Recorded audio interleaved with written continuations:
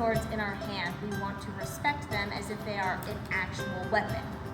We want to avoid intentionally striking our horse with them. As a horse rider, you will find this feels a lot like a riding crop. You will have an inclination to reach back and tell your horse to go forward with it. It is best if we hold the sword with some amount of respect and some amount of intention so that we don't inadvertently hit our horse. Our sword comes with a flat side and a sharp side. You are going to have more advantage on your strikes with the edge of your blade. You're going to get more power and more force. You want to avoid hitting with the flat of the blade. When someone goes to hand you a sword, you always want them on your dominant hand side. You do not want to reach over the horse's neck to grab your sword. You would risk cutting your horse's head off. The person on the ground needs to hand you the handle. They don't need to make you guess. They don't need to make you work hard at picking up this sword. They are here to help you, not cause you problems.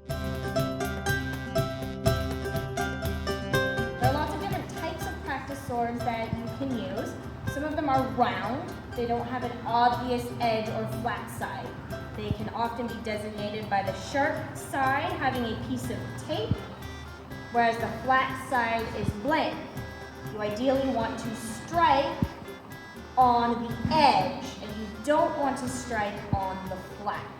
An ideal length practice sword is measured.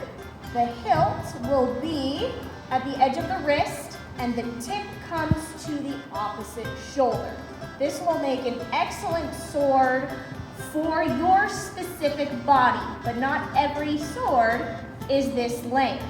Most mounted combat swords are much larger, so it's easier for us to reach targets that are standing below us, especially if we're on a tall horse. Items that would be favorable to get as safety equipment for your horse and yourself. A glove can be helpful to prevent blisters and soreness on your sword hand. A helmet, often used in trailering, can help prevent accidental damage to your horse's poll. A hard-eyed mask can be really helpful to prevent eye injury to your horse. It can also help lead to a bit more trust with your horse so that they know their eyes are not going to get hurt even when there's a weapon nearby.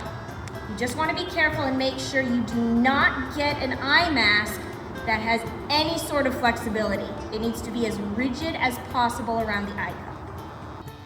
When you are swinging your sword, you want to do everything you can to avoid hitting your horse. Imagine you have a triangle around your horse's head. The peak of the triangle being as high as your horse could possibly throw their head. This way you are avoiding striking your horse when their head comes up. If you come horizontally across this triangle, you risk hitting them in the ears or potentially in the neck when they pick their head up.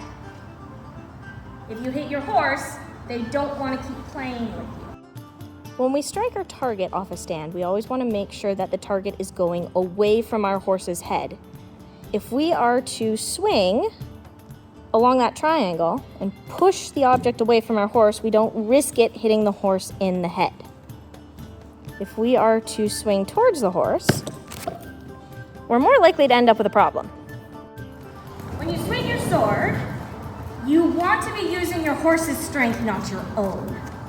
When they push off with their inside hind foot, they're using all 800 to 1,500 pounds of them to help drive the force of your sword. I don't care how big you are. I don't care how strong you are not stronger than your horse. Take advantage of them and don't work too hard.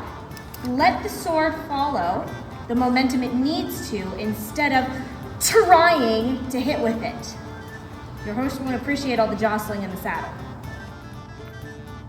If at any time your horse becomes not okay, and you feel like you're losing control of your animal, it's always, always okay to drop the sword.